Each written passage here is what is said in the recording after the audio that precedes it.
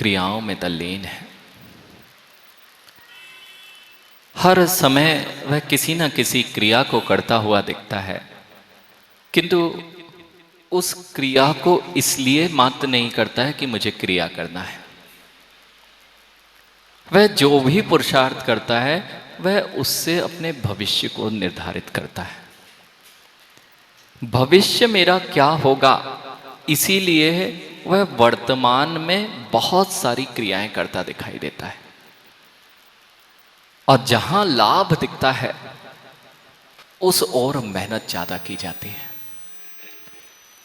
मुझे ऐसा व्यक्ति आज तक नहीं मिला जो बिना लाभ के क्रिया कर रहा हो। यदि कोई पाषाण तोड़ने वाला मजदूर है, वह भी शाम को मुझे लाभ होगा, पैसे मिलेंगे, इसलिए वह क्रिया कर रहा है। जितना भी पुरुषार्थ जगत का प्राणी कर रहा है वह किसी ना किसी लाभ के लिए करता है कि, लेकिन जो लाभ होता है वह किस स्तर का है। कई बार आप वैद्य के पास जाते हैं, डॉक्टर के पास औषधि भी लेके आए और लाभ के लिए जाते हैं, लेकिन लाभ नहीं होता। पूरा का पूरा शरीर में रोग हो गए हैं और डॉक्टर के पास गए हैं आप, उन्होंने औषधि भी दी है, लाभ भी नहीं हुआ और कई बार उसकी प्रतिक्रिया विपरीत भी हो जाती है, रिएक्शन हो जाता है। यानी एक छोटी सी क्रिया ने, जिसके लिए आप गए थे, या तो डॉक्टर अच्छा नहीं था, या आपका रोग बहुत बड़ा हुआ था, या उसने इतना हाई डोज दे दिया कि सही होने की जगह और काम बिगड़ गया।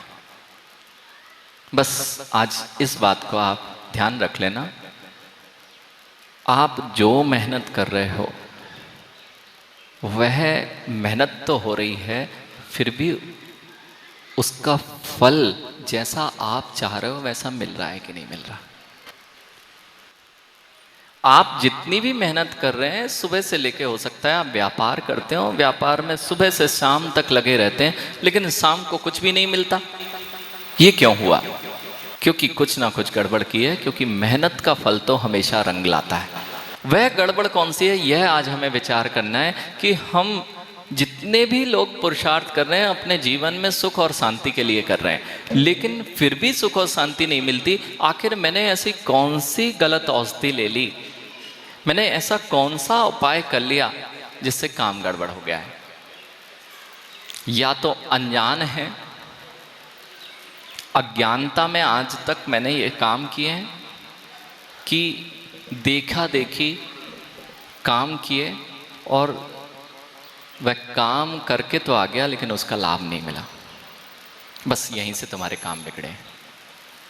आपने जगत में अधिकांशता जितने काम किए देखा देखी किए। इसलिए ज्ञानी अगर सोच समझ के काम किए जाते तो लाभ मिल जाता।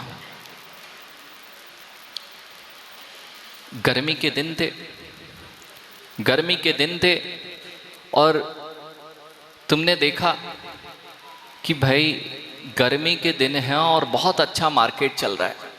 किस बात का? लाइट कपड़े, लाइट कपड़े का मार्केट चल रहा है, तो तुमने ऑर्डर देना चालू कर दिया। किस बात का?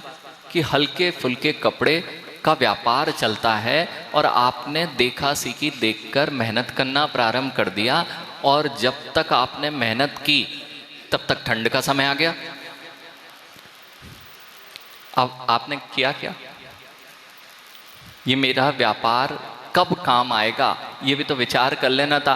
दूसरे को देखा, भाई इसकी दुकान बड़ी अच्छी चलती है, और तुमने उस समय मेहनत चालू की कि मुझे ये वाली दुकान खोलनी है, लेकिन सारा माल खरीद लिया कुर्ते पजामे का, धोती दुपट्टे का, और मौसम परिवर्तित हो गया जब तक तुमने तैयारी की।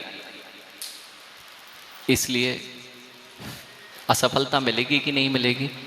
प्रवीण भैया, ये व्यापार नहीं है, ये जीवन की जीने की कला सिखा रहा हूं,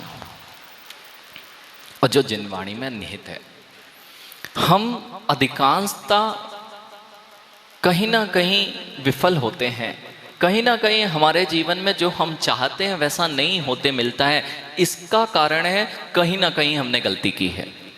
और आज आचार्य भगवान वही बोल रहे हैं कि आपके जीवन में क्या गलतियां हो रही हैं और क्यों हो रही हैं, जिससे कि आप अपना जीवन जैसा चाहते हैं वैसा नहीं बन पा रहा है। गलत जगह जाओगे तो लाभ गलत ही होगा, और यदि सही जगह लग जाओगे तो सफल हो जाओगे।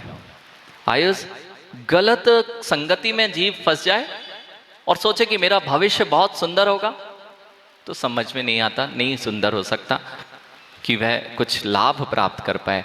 ऐसे ही जगत के जितने प्राणी हैं सत्यन भैया, उन्होंने आज तक जिसकी संगति की वह सब गलत की ही की, जो सीखा वह गलत का ही किया। दिख भी रहा था लाभ, लेकिन सुख और शांति चैन नहीं मिल पाया। जिन्हें भगवान की देव सास गुरु की संगति कितनों ने की, जहां पर यह गारंटी थी कि तुम दुखी नहीं हो पाते, लेकिन उनकी संगति ना करके हमने उनसे सीखा जो स्वयं दुखी थे। इतनी सी बात कर लेता हूँ, आप सबको तो तनाव नहीं होता ना, टेंशन नहीं होती, डिप्रेशन वगैरह तो नहीं होता है ना, एंजाइटी तो नहीं होती ना, एंजाइटी आदि नहीं होती ना,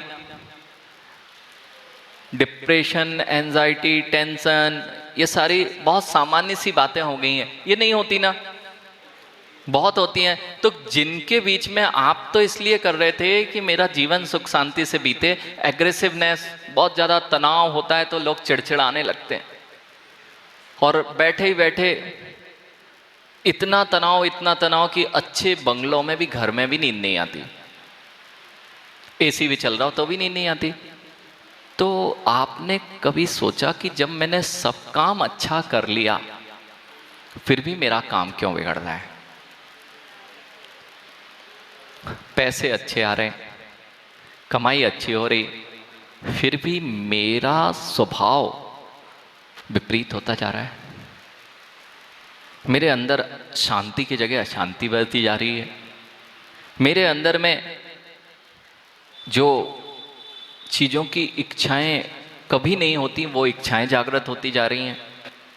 ये सब मैं अपने मन को नियंत्रित ही नहीं कर पा रहा हूं। आखिर ऐसा क्यों हो रहा है? मतलब गड़बड़ तो अभी की जा रही है, जिसका फल मुझे इसी तरह का प्राप्त हो रहा है। इसलिए आज आचार्य भगवान समझा रहे हैं करना क्या है। कितने लोग चाहते हैं, अच्छा माँ आप लोग चाहते हो क्या, आपके पास सब वैभव है, ये बात मैं जानता हूँ, ये नॉर्थ ईस्ट का चक्रवर्ती, वो भैया कह रहे थे सब चक्रवर्ती जैसे रह रहे हैं, तो चक्रवर्ती के साथ रहने के साथ शांति से रह रहे हो ना, सुख से, आनंद से, परम आनंद से, कि आपको टेंशन नहीं होती। क्योंकि हमारे जो युवा हैं, बच्चे हैं, उनको लगता है जिस दिन मेरा ऐसा वैभव हो जाएगा, पवन भैया, पवन नाम है ना, बंटू भैया, जिस दिन मेरा आपके जैसा वैभव हो जाएगा वैसा तो परम आनंद हो जाएगा। जब बड़ी गाड़ी, बड़ा घर, बड़ी बंगला, ये सब बन जाएगा आंसू, तो मजा आ जाएगा कि नहीं? Life set. आयुष बेटा देख लेना, ये जितने भी घर आसपास बने हुए, यही तो भावना है, इसलिए तो मेहनत कर रहे हो कि बिल्कुल परफेक्ट लाइफ हो जाएगी। ऋषभ सत्य है ना, ऋषभ, बंटू भैया, लाइफ सेट है ना? जितने बड़े बड़े लोग बैठे, मुकेश भैया, लाइफ सेट है ना? अब तो आप सोच रहे थे, वो भैया सुबह मिले थे, भैया लाइफ सेट है ना? अरे आपका अच्छा व्यापार है, सब कुछ अच्छा है, अब कुछ दिक्कत तो नहीं है जीवन में? कोई दिक्कत नहीं है ना, ना शारीरिक ना मानसिक। आखिर जिसके लिए आप काम कर रहे थे वह थी कि मानसिक शांति हो, निरोगता रहे मेरे जीवन में, और हो तो विपरीत रहा है। वैभव अकेला कमाना आपका लक्ष्य नहीं था, वैभव मिलना बहुत आसान है, लेकिन सुख और शांति का वेदन जगत में सबसे कठिन काम है। इसलिए जितने बड़े लोग हैं ना, उनसे प्रभावित नहीं होना। बबलू भैया, लोगों के पास में वैभव है, फिर भी शांति का अभाव है, और वैभव होने के बाद भी व्यक्तित्व का अभाव है। ऊंचा व्यक्तित्व ही नहीं है, सोच ही ऊंची नहीं है। आखिर ये सोच, मेरे पास वैभव चलेगा, लेकिन साथ में यदि सोच और मिल जाए, व्यक्तित्व मेरा बहुत अच्छा हो जाए और लोग मुझे जहां देखें वहां पर मेरा नाम लें, ये सब चाहते तो हैं, लेकिन होता ऐसा नहीं है। क्यों नहीं होता है? यही आज यहां पर समाधान दिया गया है। मां, आप चिड़चिड़ाते तो नहीं है? आपके जीवन में अब क्या जरूरत है, क्या कमी है आपके घरों में? फुलझड़ी तो नहीं है आप लोग? फुलझड़ी देखी? अरे एटम बम तो कुछ देर फूटता है, लेकिन फुलझड़ी को देख के बड़ा आनंद आता है लोगों को। सत्यन भैया, फुलझड़ी देखी? Chit chit chit chit chit chit chit, बहुत देर तक जलती है।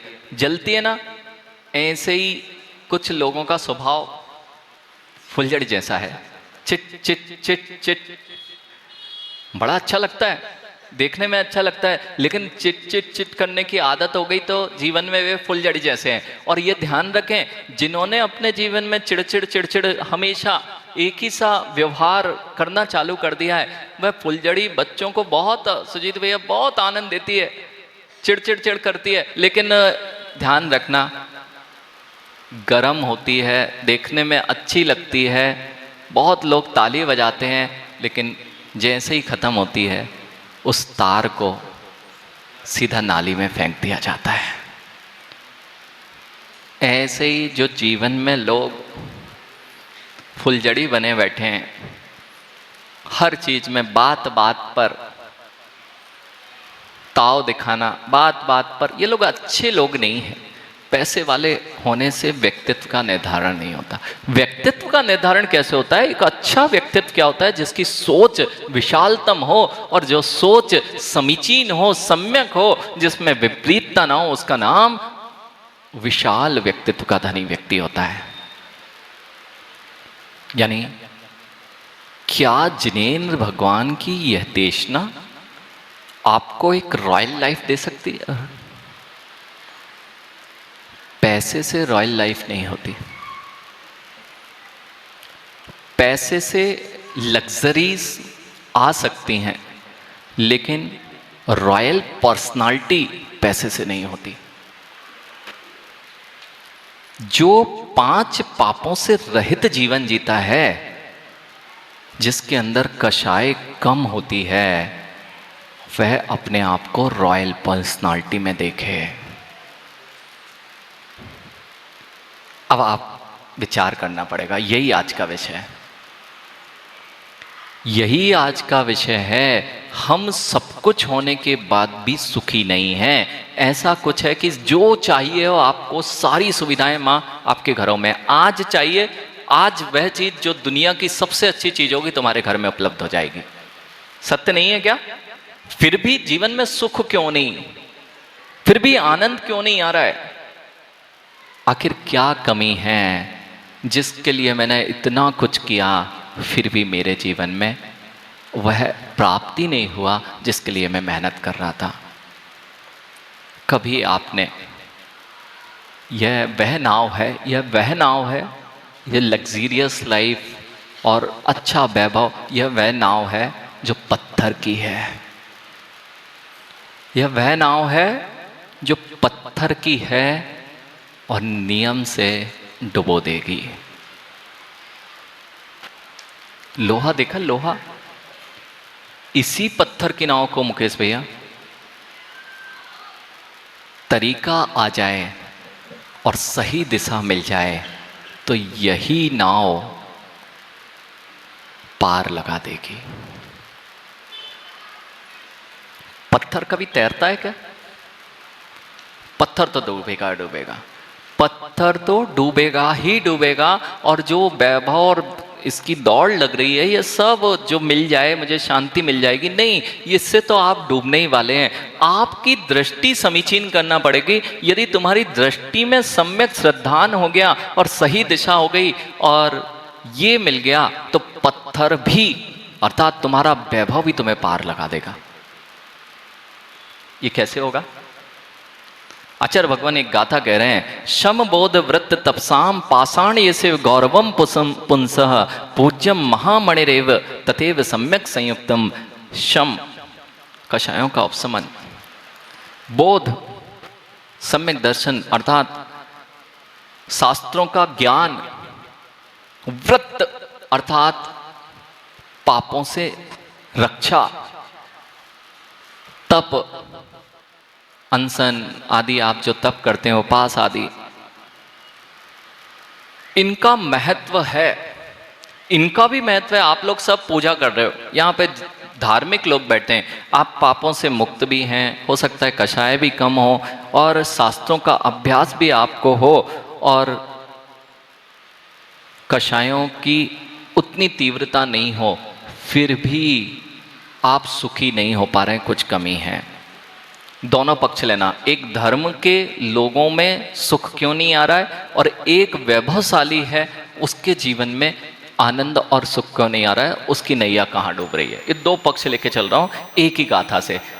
यानी पाषाण सुचित भैया तैरता नहीं है, लेकिन पाषाण तैर सकता है और तैरता है। बड़े बड़े, अच्छा पाषाण उड़ता देखा कभी? ऐसे हवा में उड़ रहा हो पाषाण, दिखाऊं पाषाण को उड़ता हुआ? दिखाऊं पाषाण को उड़ता हुआ? भैया आप कभी लोहे की खदानें देख के आए? लोहे की खदानें देख के आए? लोहे की खदान हमारे साथ चलते तो देखने मिलती, हर जगह हर चीज़ देखने मिलती है। सोने की भी खदान मिलती है, चांदी की भी देखी है, और मार्बल की तो देखी है, मार्बल पत्थर होता है, कोटा स्टोन भी देखा है। तो हम ऐसे बल्लारी क्षेत्र से निकले, उस बल्लारी क्षेत्र में लोहे की खदानें, पता है कैसी थी लोहे की खदानें? लोहे की खदान से ऐसा, जैसा आपके यहाँ ये लोहा लगा है ऐसा निकलता है ना लोहा। भैया लोहे की खदान अदान नहीं होती है, जैसा चट्टान अर्थात पत्थर का पहाड़ होता है, ऐसे ही लोहे का पहाड़ था। क्या था? लोहे का पहाड़, अर्थात जैसे पत्थर पड़े थे ऐसा ही लोहा पड़ा था। मिट्टी ही है ये पाषाण जो कह रहे हैं, ये लोह पाषाण, ये कोई दूसरी चीज नहीं है, ये भी पाषाण है। अब देखो, अभी कह रहे थे पाषाण उड़ता नहीं है, पाषाण डूब जाता है, और मैं अगर पूछूं तो लोहा भी, आपके कहने से लोहा भी पानी में डूब जाता है और आसमान में उड़ता नहीं देखा गया। यानी आसमान में इतने बड़े बड़े लोहे के जहाज,